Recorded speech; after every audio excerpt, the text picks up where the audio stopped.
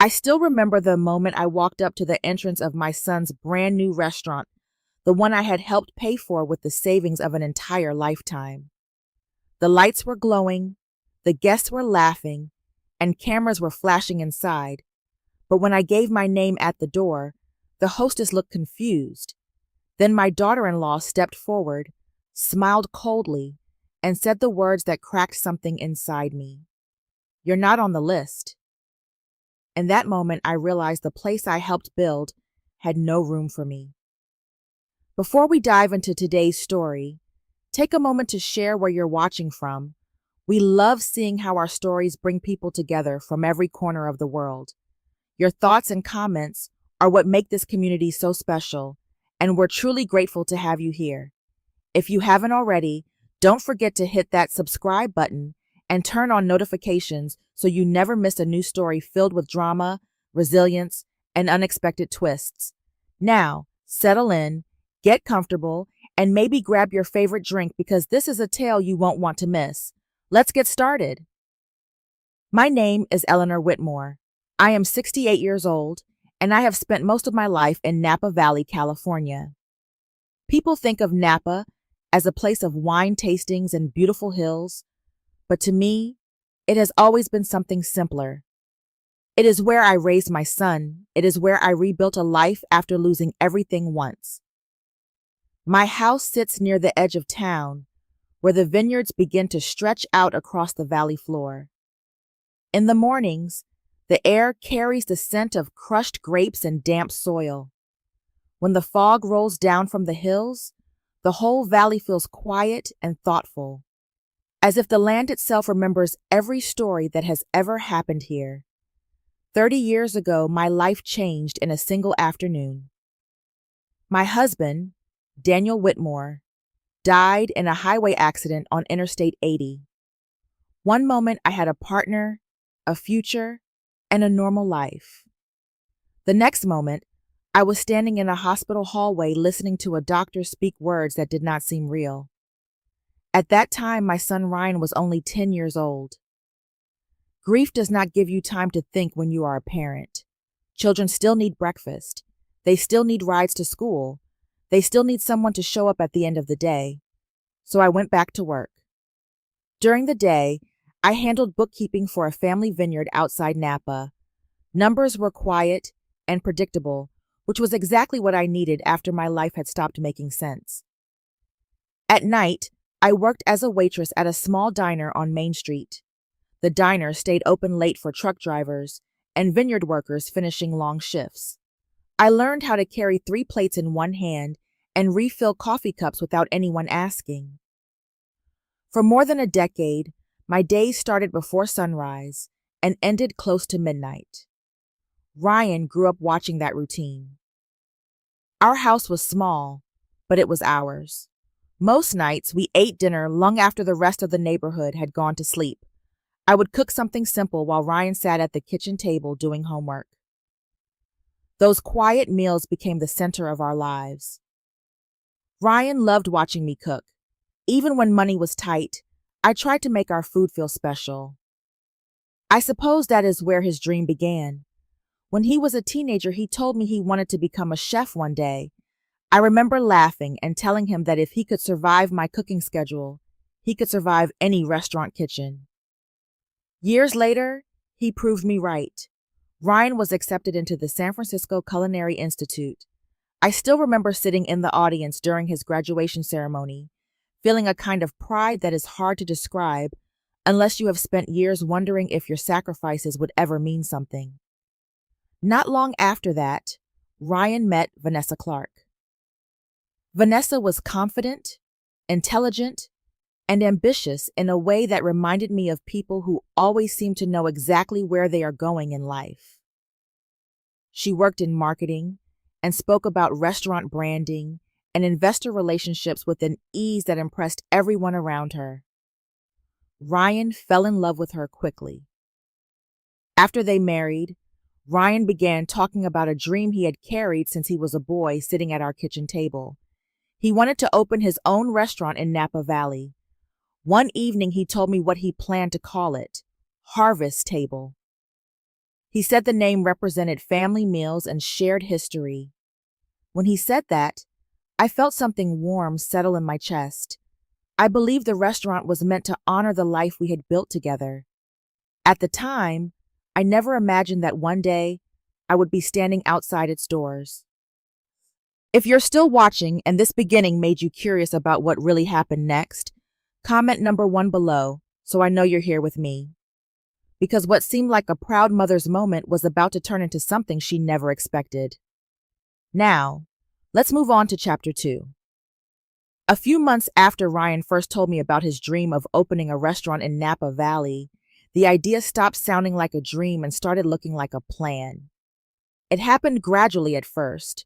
Ryan began mentioning architects he had spoken to, suppliers he wanted to work with, and buildings he had been touring in downtown Napa. Every time we talked, the restaurant seemed to grow a little more real. Then one afternoon in early autumn, Ryan and his wife Vanessa came to my house carrying a thick folder. The vineyards outside my kitchen window were turning shades of gold and amber as harvest season approached. The valley always looks its most beautiful during that time of year, and I remember thinking how fitting it was that Ryan wanted to call his restaurant Harvest Table. We sat at the same wooden kitchen table where Ryan had done his homework for years as a boy. Vanessa opened the folder and spread several documents across the table with the confidence of someone presenting a finished idea rather than a possibility. There were architectural sketches, interior design layouts, and printed pages showing financial projections. Ryan leaned forward beside her, occasionally pointing to a drawing of the kitchen layout while Vanessa explained the overall concept. The restaurant, she said, would focus on locally sourced ingredients from Napa Valley farms. It would partner with nearby vineyards and offer a seasonal menu designed to reflect the agricultural rhythm of the region. Ryan described the kind of dishes he wanted to create. His voice carried the same quiet excitement I remembered from when he was younger and experimenting with recipes in my kitchen. For a moment, I forgot that this conversation involved business at all. It sounded like a son sharing a dream with his mother. Then Vanessa reached the final page of the presentation. That was where the numbers appeared. To renovate the building, purchase professional kitchen equipment, and operate during the first months before the restaurant became profitable, they would need approximately 300,000 United States dollars. Ryan grew noticeably quieter when the amount was mentioned. He looked down at his hands, tracing the edge of the table with one finger. Vanessa remained composed. She explained that opening a restaurant required careful storytelling. Investors, critics, and the local press often paid attention to the narrative behind a new business. According to Vanessa, chefs who appeared independent and self-made attracted more attention than those supported by family money. She then suggested that if I helped provide the startup funds, the arrangement should remain private. Publicly acknowledging family support, she said, might weaken the restaurant's image before it even opened. Ryan finally spoke. He assured me that the money would not be a gift. He said it would be treated as a loan, and that he planned to repay me once the restaurant became successful. I sat there listening while the valley wind moved softly through the vines outside my window. For decades, I had worked carefully and saved whatever I could. That money represented years of long shifts, missed vacations, and quiet sacrifices. But when I looked across the table at my son, I saw the same boy who used to sit there telling me about becoming a chef. Vanessa slid a printed agreement toward me. She explained that it simply formalized the financial arrangement so everything would be clear and professional. The document looked official enough to reassure me, so after a moment of hesitation, I signed it. Within the next few weeks, I transferred the money from my retirement savings and other accounts to help fund the restaurant. At the time, I believed I was helping my son build the future he had dreamed about since childhood. I had no reason to imagine that one day I would wish I had read every word of that agreement more carefully. If you're still here, and you're starting to sense that something about this deal feels off, Comment number 2 below so I know you're following the story closely, because the night of the restaurant opening would reveal a truth far more painful than anyone imagined. Now, let's continue to Chapter 3. Several months passed after I transferred the money for the restaurant. During that time, I watched the project slowly take shape, mostly from a distance. Whenever I had errands in town, I sometimes drove past the building Ryan had chosen in downtown Napa Valley. At first, it looked like any other construction site. Workers carried lumber through the front doors, scaffolding covered the windows, and the sound of tools echoed down the street. But week by week, the place began to transform. The old sign disappeared. Fresh paint appeared on the exterior walls. One afternoon, I drove by and saw the new name installed above the entrance in clean metal letters: Harvest Table. Seeing that name made something warm rise in my chest. I imagined Ryan standing in the kitchen inside, finally building the dream he had talked about since he was a boy sitting at my kitchen table. Despite that feeling, I noticed something else during those months. I was not involved in any of the preparations. I did not receive invitations to menu tastings or meetings with suppliers. I did not hear about the interior design choices or the opening schedule. Occasionally, Vanessa sent a short message updating me on construction progress, but the messages were brief and polite, the kind people send when they want to appear thoughtful without actually sharing much. I told myself that opening a restaurant must be overwhelming. As the opening date approached, I expected an invitation to arrive in the mail. Every few days, I checked the small wooden mailbox at the end of my driveway. Nothing came. Ryan did not call with details either. Still, I convinced myself it was simply a mistake caused by how busy they must have been. On the evening of the grand opening, I decided to go anyway. I chose a blue dress I had worn only a few times before. It felt like the right thing to wear on a night that marked such an important moment in my son's life. Before leaving the house, I placed a small gift in a paper bag. It was a simple framed photograph of Ryan and me taken years ago in our kitchen. When I arrived in downtown Napa Valley, the street in front of Harvest Table was already full of expensive cars.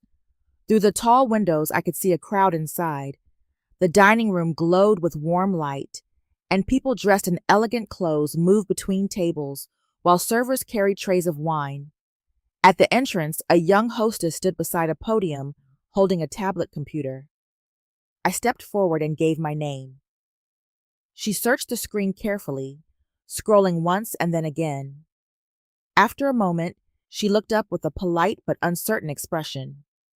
Before either of us could say anything more, Vanessa appeared from inside the restaurant holding a glass of champagne. Her smile was smooth and controlled. She explained that the opening night had been organized specifically for investors, media representatives, and selected guests. The event had been carefully planned, she said, and the guest list was limited. While she spoke, I looked past her through the open doorway. Ryan stood near the bar speaking with several people.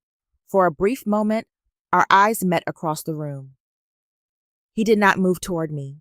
The message was clear long before Vanessa finished talking. I was not meant to be there. I did not argue. I did not raise my voice. I simply turned around and walked back out onto the quiet street.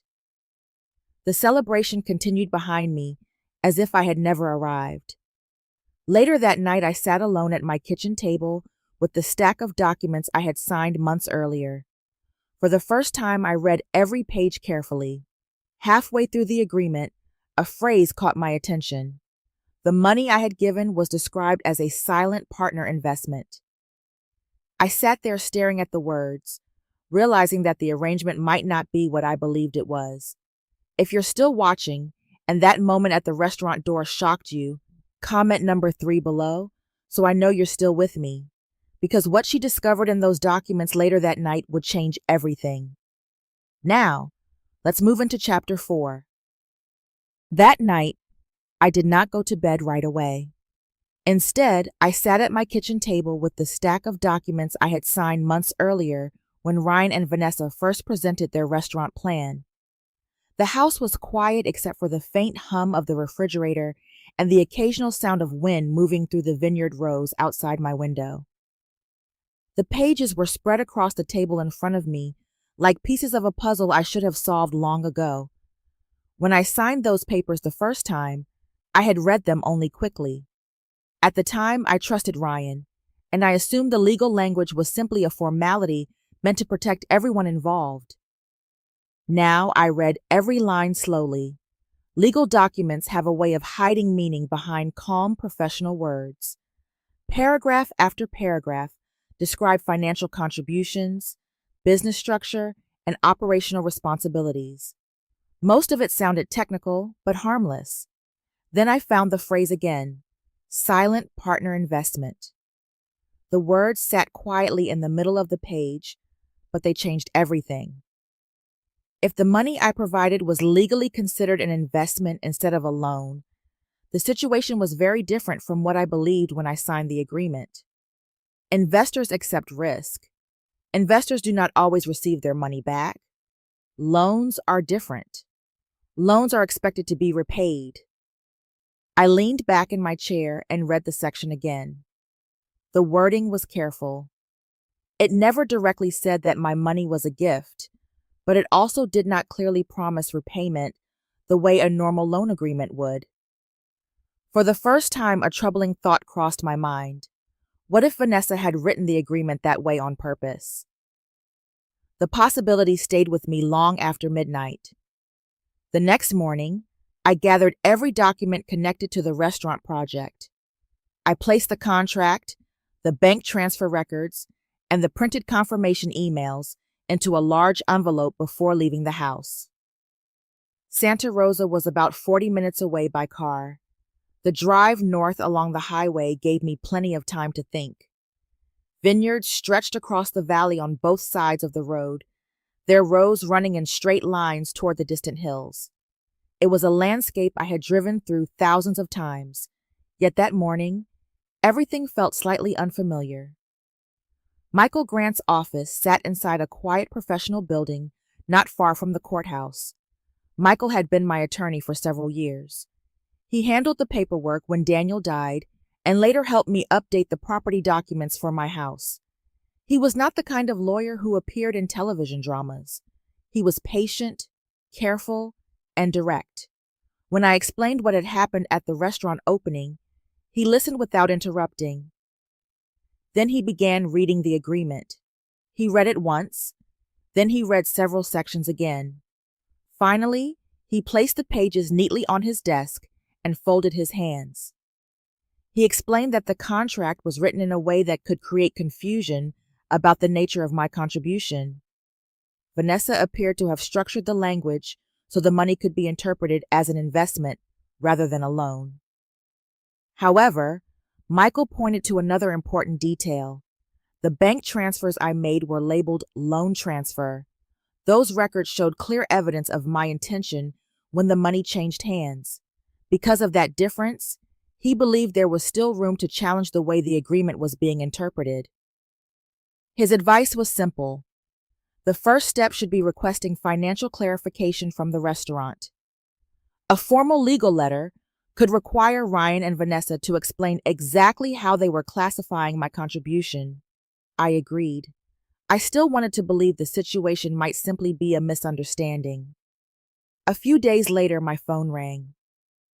Vanessa's voice sounded controlled, but there was tension beneath it. She said my legal request was unnecessary and damaging to the restaurant so soon after opening. I told her calmly that I only wanted clarity about the agreement. The conversation ended quickly after that. When I set the phone down, I realized something had shifted inside me. Until then, I had assumed my exclusion from the opening night was a mistake. Now, I was no longer certain. If you're still here and wondering whether this was all just a misunderstanding or something much more calculated, comment number 4 below so I know you're paying attention.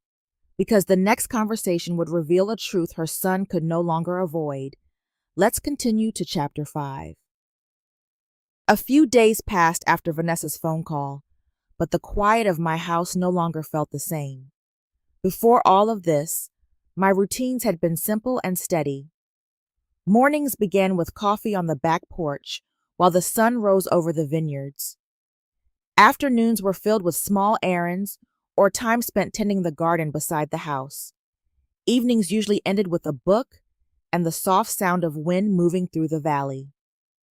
Now there was always a weight sitting quietly at the edge of my thoughts. The legal letter had been sent. Vanessa had responded with irritation rather than reassurance. And somewhere between those two events, something inside me had shifted from confusion to awareness. One evening, just before sunset, I heard a car pull into my driveway. I did not need to look through the window to know it was Ryan. After 30 years of raising him, certain sounds became as familiar as your own heartbeat. When he stepped through the door a few minutes later, I immediately noticed how tired he looked. His chef jacket was wrinkled, and dark shadows rested beneath his eyes. Running a new restaurant can exhaust anyone, but this looked like something more than long hours. We sat at the kitchen table without much ceremony. For a moment, neither of us spoke. The same table had once held school books, late-night dinners, and birthday cakes. Now it held a silence that felt unfamiliar. Ryan was the first to break it. He said the legal letter from Michael Grant had created serious questions among people connected to the restaurant. Some of the investors had started asking about the financial structure of the business. According to Ryan, the situation was already causing tension during the first week of operations. I listened without interrupting. When he finished, I asked him a simple question.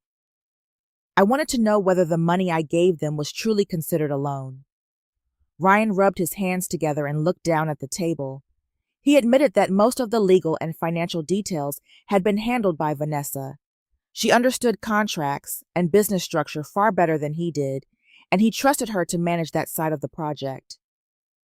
That answer told me more than he probably intended. Ryan then tried to explain the reasoning behind Vanessa's decisions. According to him, the restaurant industry placed enormous value on image and narrative. Investors and critics liked stories about chefs who built their success independently. If the public believed Harvest Table had been funded by a parent, it might weaken that image.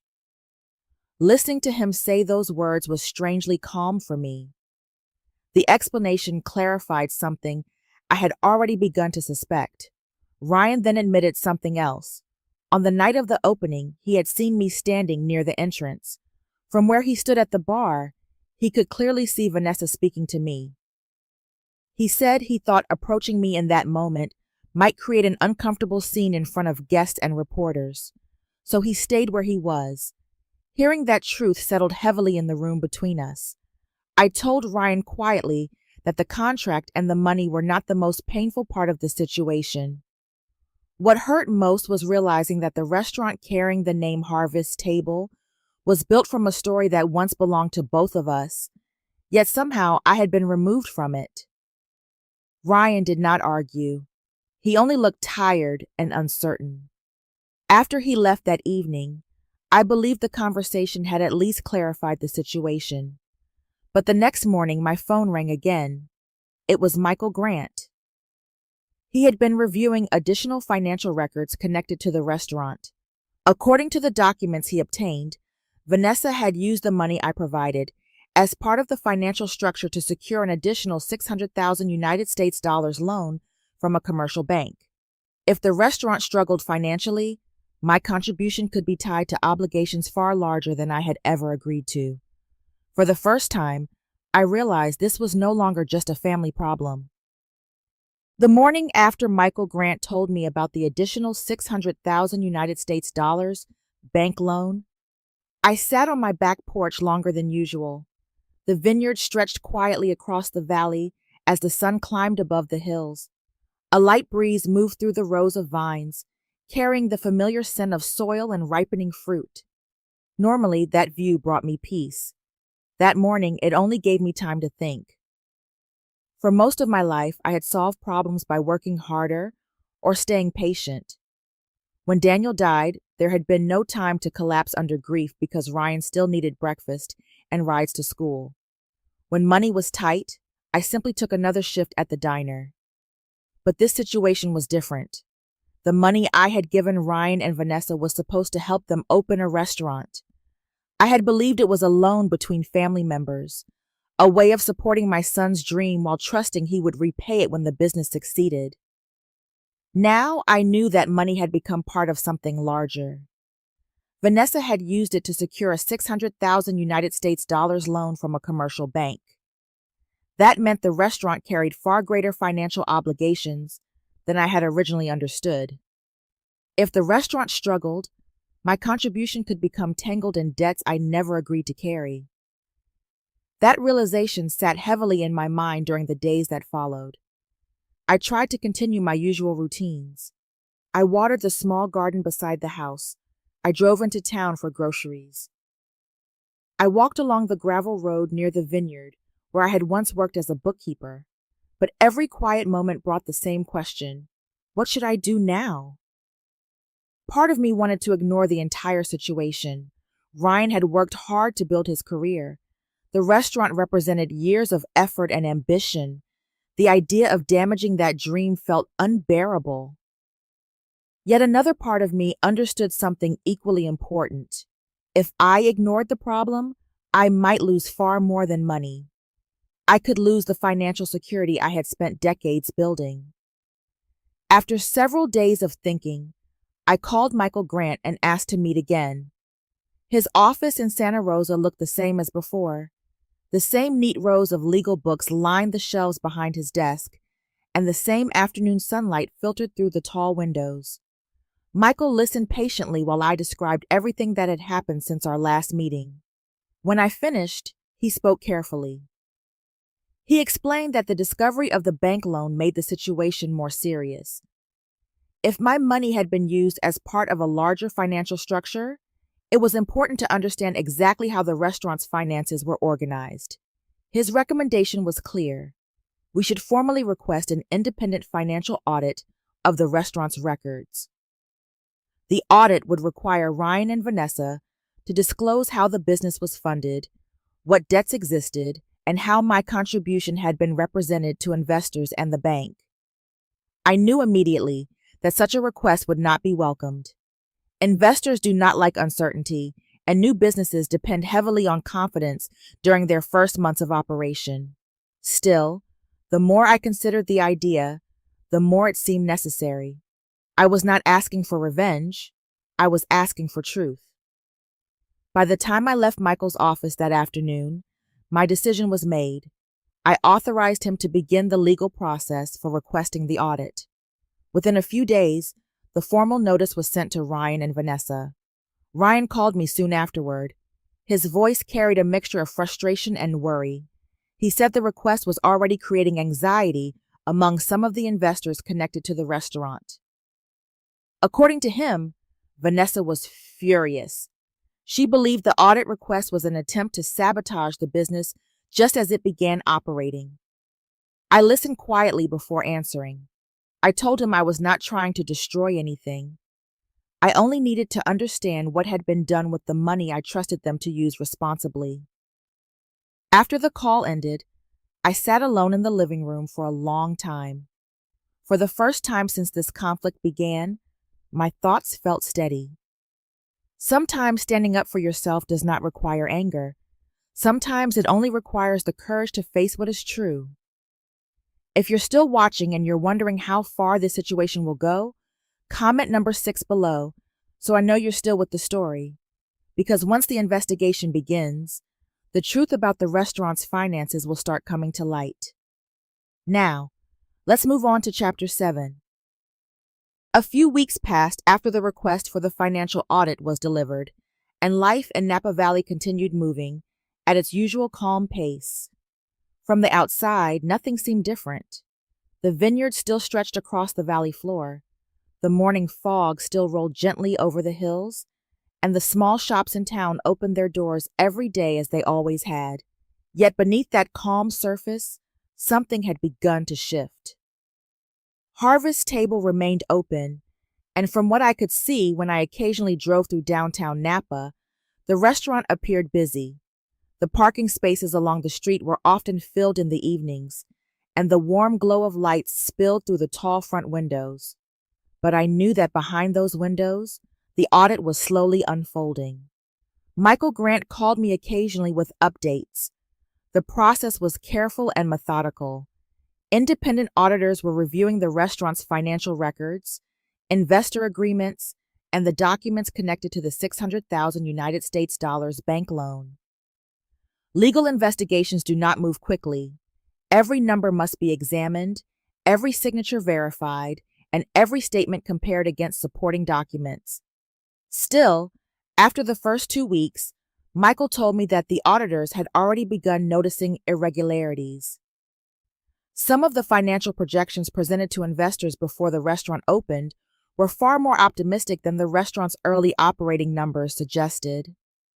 That alone was not necessarily illegal, but it raised questions about how realistic the original business plan had been. More concerning was how the initial capital had been documented. The 300,000 United States dollars I transferred months earlier appeared in several financial summaries as part of the restaurant's internal funding. In some documents, the money seemed to be described in a way that suggested it came directly from Ryan and Vanessa rather than from an outside source. That detail changed the conversation surrounding the business. Investors who had originally believed the restaurant was financed entirely by the owners began asking new questions about transparency and risk. Ryan, according to Michael, was cooperating fully with the auditors. Still, the pressure of the situation was clearly affecting him. Opening a restaurant is already demanding work, and now every financial record connected to the business was being examined. The tension spread beyond the restaurant itself. One afternoon, Michael called with news about a meeting that had taken place between several investors, the auditors, and legal representatives connected to the restaurant. During that meeting, something unexpected happened. A woman named Margaret Chen joined the discussion. Margaret Chen was well known throughout Northern California's restaurant community. She owned several successful restaurants and had built a reputation for supporting local farmers and vineyard partnerships. Her presence alone changed the tone of the conversation. What surprised many people in the room was the reason she spoke up. Margaret Chen explained that she knew me personally. Years earlier, when I worked as a bookkeeper for a vineyard outside Napa, I had helped her review some financial agreements connected to grape supply contracts. At the time, it had been routine work, nothing particularly memorable. Yet Margaret remembered. According to Michael, she told the group something very direct. She said that if Eleanor Whitmore was raising concerns about financial transparency, those concerns deserved serious attention. In her experience, she explained, I had always been careful, honest, and reliable. That statement carried weight. When someone with Margaret Chen's reputation speaks confidently about another person's integrity, investors tend to listen. From that moment forward, the conversation surrounding the audit changed. Instead of viewing my request as an emotional reaction from a family dispute, many investors began treating it as a legitimate financial concern. Vanessa, however, did not see the situation that way. Michael told me she was furious about the growing scrutiny surrounding the restaurant's finances. In her view, I had created a problem that threatened the reputation of the business she had worked so hard to build. As I listened to these updates, I sat quietly in my living room, watching the afternoon sunlight move slowly across the floor. All I had asked for was clarity about a contract. Yet the truth, once examined carefully, had begun revealing far more than anyone expected. Several days after Michael told me about Margaret Chen speaking on my behalf, the valley felt quieter than usual. The vineyards outside my house had begun their slow transition toward late-season colors. The leaves were darker now, touched with hints of bronze and deep green. Harvest time always carried a certain calm after months of growth and uncertainty. I had begun settling back into my routines, though the situation surrounding the restaurant remained in the background of every thought. That afternoon, I was watering the small row of lavender beside my porch when I heard a car pull into the driveway. The sound made me pause before I even turned around. Ryan stepped out of the car slowly. Even from a distance, I could see that he looked different from the last time he had visited. His shoulders were tense, and the confident energy he once carried seemed replaced by something heavier. When he reached the porch, neither of us spoke for a moment.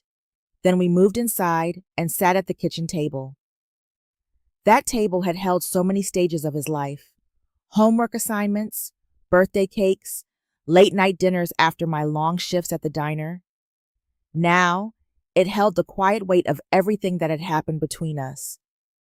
Ryan began speaking before I asked anything. He said the audit had revealed several financial details he had not fully understood when the restaurant was being planned.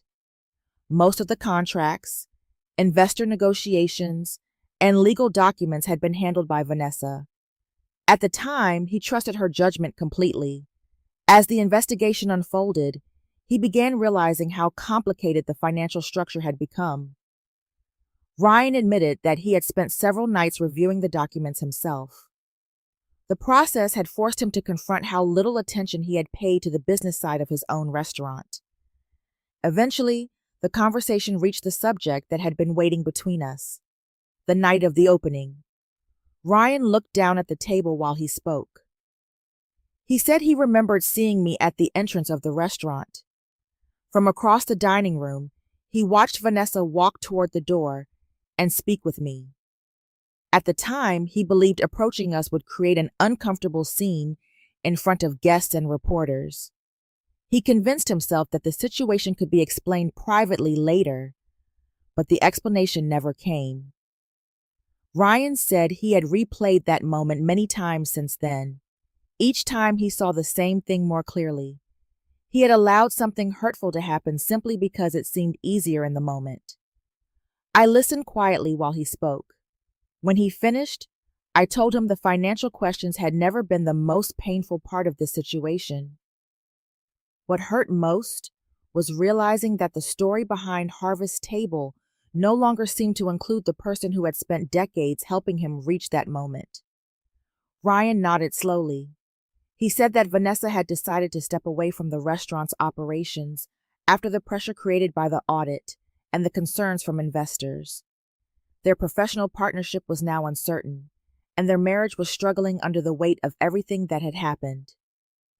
Ryan also explained that he intended to cooperate fully with the financial restructuring recommended by the auditors. My contribution would be formally recognized as a loan, and a clear repayment plan would be established. I did not rush to offer forgiveness. Instead, I told him the most important thing moving forward was honesty. If trust was going to exist between us again, it would have to be rebuilt carefully. Ryan stayed for a while after that conversation. When he finally left, the house felt quiet again. But for the first time in weeks, the silence felt a little less heavy.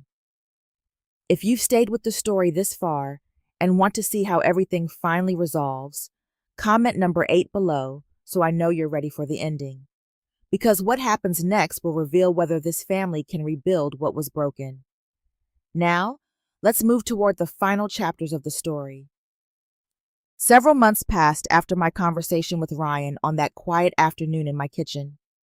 Time, as it often does, softened the sharp edges of what had happened. The investigation into the restaurant's finances continued for a while, but eventually the process settled into something calmer and more practical. Harvest's table did not close. Despite all the tension surrounding the audit, the restaurant continued serving dinner every evening in downtown Napa Valley. From what I occasionally heard through Michael Grant and others in town, the food was good and the dining room remained busy. But behind the scenes, things had changed. Ryan worked with accountants, investors, and legal advisors to reorganize the restaurant's finances.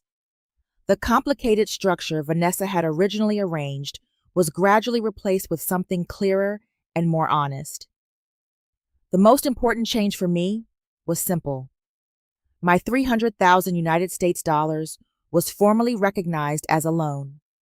A new written agreement established a repayment schedule with clear terms and dates, It was the kind of straightforward document I had believed I was signing in the first place. The first payment arrived on a quiet morning in early spring. I noticed the deposit when I checked my bank account online after breakfast. The number itself was not large enough to change my life overnight, but seeing it there meant something deeper. It meant responsibility had finally begun to replace confusion. During those same months, I returned to the peaceful routines that had shaped my life long before the restaurant existed. I spent more time in the garden beside my house, planting herbs and tending the lavender that grew along the porch. The valley slowly moved from winter into the bright green colors of spring. One evening, my phone rang while I was watering the plants outside. It was Ryan. His voice sounded calmer than it had in a long time. He said the restaurant had settled into a steady rhythm and that the staff had adjusted well after the difficult months of uncertainty. Then he asked if I would come to dinner at Harvest Table. For a moment, I stood there holding the phone while the water from the hose ran quietly into the soil. I had not returned to that building since the night I was turned away at the door. Still, something in his voice felt sincere, so I agreed. When I arrived a few evenings later, the restaurant looked different from how I remembered it on opening night. There were no reporters, no photographers, and no large crowd gathered outside. Inside, the atmosphere felt warm and relaxed. At the host stand, the young woman greeted me with a smile and checked the reservation list. My name was written clearly there. Ryan met me near the entrance and walked me to a table beside the window. For the first time since the restaurant opened, I sat down inside the place my son had built. Sitting inside Harvest Table that evening felt different from what I once imagined. Months earlier, I had believed the restaurant would represent a celebration of everything Ryan and I had overcome together. Instead, it had become the center of a difficult lesson neither of us expected to learn. Yet as I sat by the window watching the quiet rhythm of the dining room, the moment felt calm rather than painful. Soft light filled the space. Guests spoke in low voices, while servers moved steadily between the tables. From where I sat, I could see the kitchen door swing open and closed as dishes traveled toward the dining room. Ryan stopped by my table several times during the evening. He spoke briefly about the menu and the changes they had made since the restaurant first opened. His voice carried a quieter confidence than before, the kind that comes from experience rather than ambition alone. Nothing about our conversation was dramatic. That somehow made it more honest. When dinner ended, I stepped outside into the cool Napa Valley night.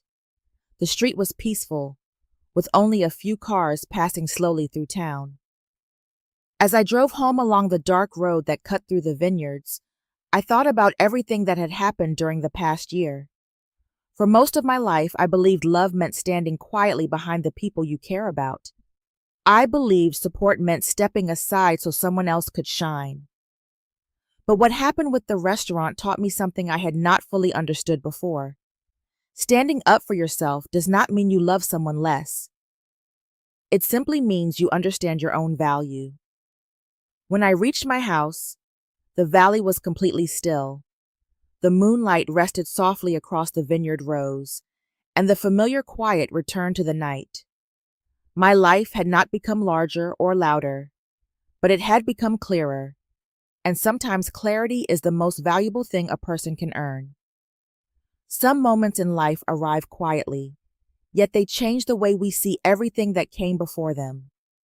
Sometimes the hardest lessons are not about loss, but about understanding our own worth. For many years, it can feel natural to stand behind others, offering support, believing that love means stepping aside so someone else can move forward. But time has a way of revealing that respect and love must grow together. True strength is not found in silence or sacrifice alone, but in the courage to recognize when our voice deserves to be heard. Every story eventually reaches a point where the past cannot be rewritten, but the future can still be shaped with honesty and clarity. And sometimes the most powerful choice a person can make is simply deciding not to disappear from a story they helped build. If this story resonated with you in any way, thank you for spending this time here. Feel free to share your thoughts or experiences in the comments. Your perspective might help someone else who is quietly facing a similar moment. And if you enjoy stories like this, consider following and subscribing so we can continue sharing meaningful conversations together.